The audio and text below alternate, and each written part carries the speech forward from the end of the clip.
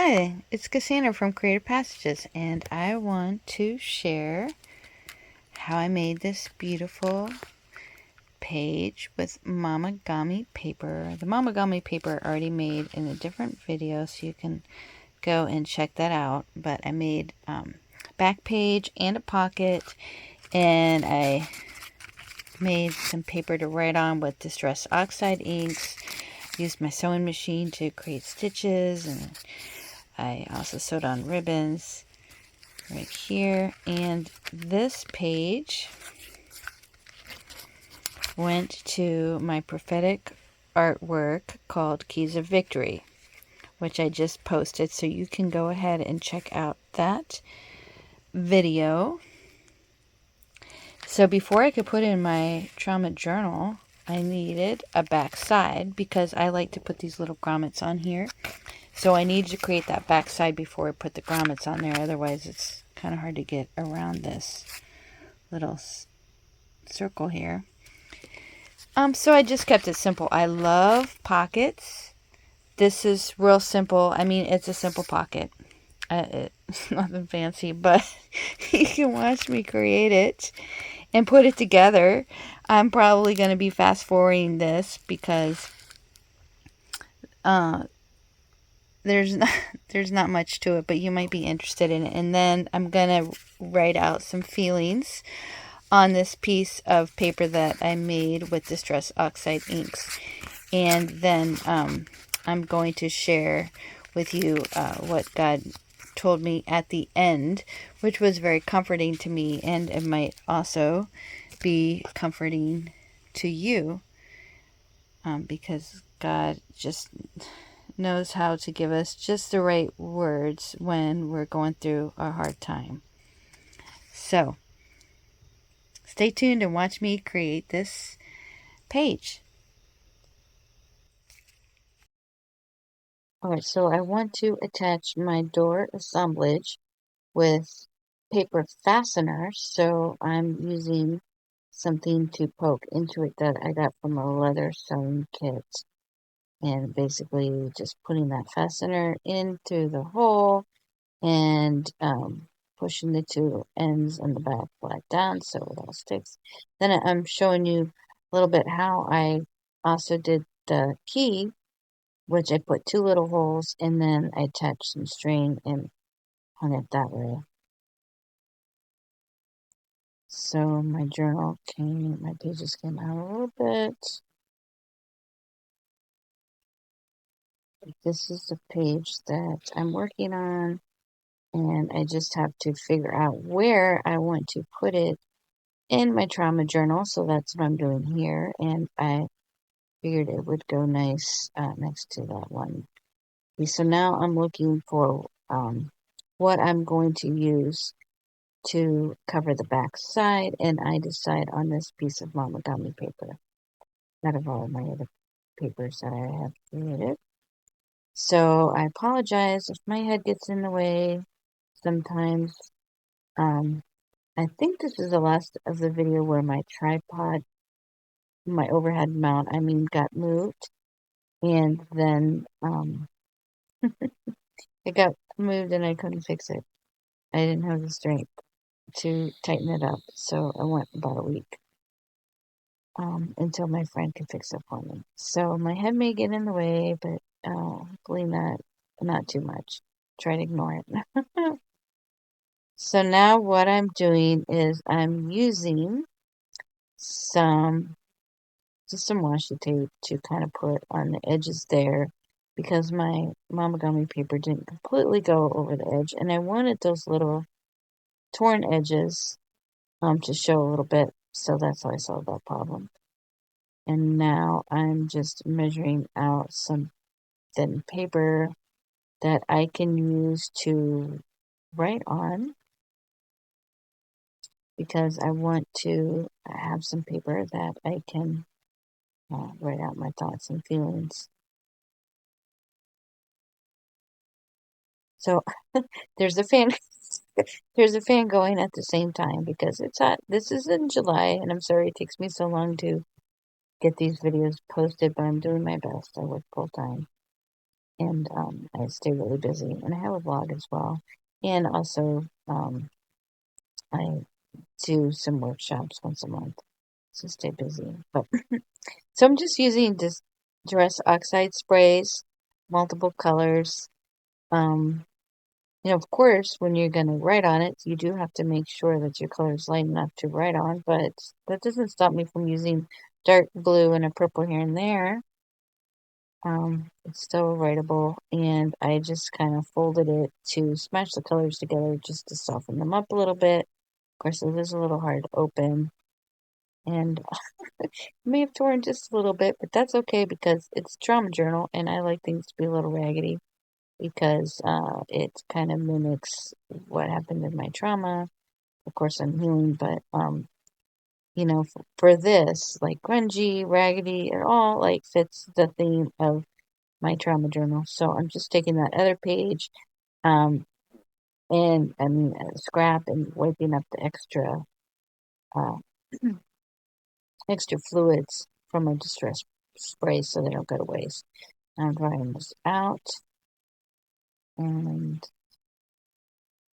probably should try to cut out my head, but we'll get through this. So now I'm just using my Distress Oxide inks in a purple color there to ink the edges. I think that's seedless preserves, I'm not sure.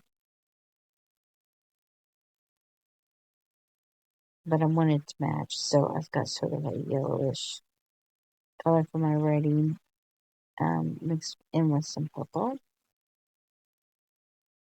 So now I'm just taking another piece of that Momigami paper that I made in a previous video. And this is actually was my roll-off, like my scrap paper that Momigami. It's not even my nicest piece, but yet I think it makes a really beautiful pocket. And I probably could have made a fancier pocket, but for now, this was nice to me. You can make beautiful things even if they're not fancy or sophisticated. So it's just basically, a little square. We'll sort of rounded at the edge. Now I'm going to sew. So I'll just say this. I'm not a good sewer, but you will see me sew this anyway, so I can get it a nice stitch on the pocket. Now, I couldn't really put a stitch on the entire paper because it was already glued to the back of my prophetic painting, so I settled for just making a stitch on the pocket itself. Okay, so now I'm gluing this down with some Fabri-Tac glue because it dries really fast. So, of course, I'm leaving an opening at the top because it is a pocket. So, when I sewed those three ribbons together, the peach ribbon, the red ribbon, and now this, that other ribbon.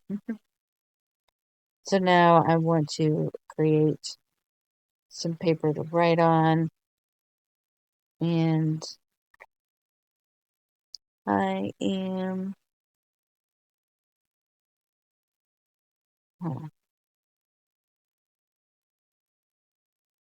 I think I'm going to glue it, yeah, I'm going to glue it down to that so that it'll have a little bit more backing because that piece of paper there is very fragile and almost falling apart. So that's just going to strengthen it a little bit and allow me to write since it did rip.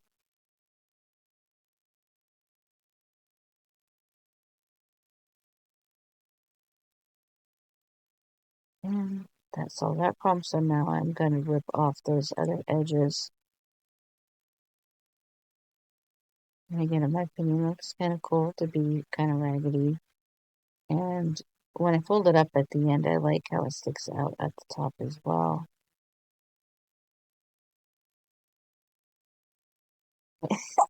I'm trying to repair the pieces that were torn, make them a little bit stronger.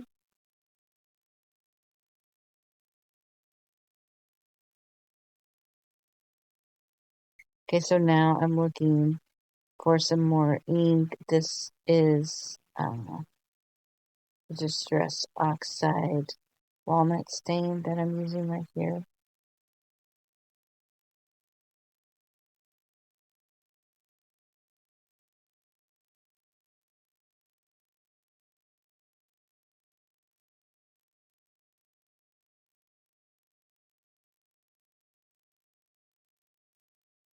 And I decided to put some extra pieces there. There might have been a rip there, and so that's why I put it there.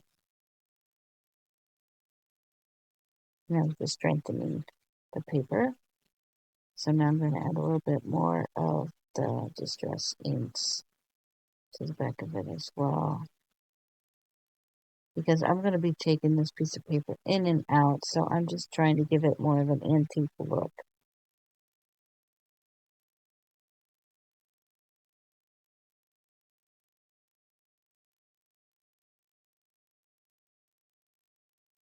So I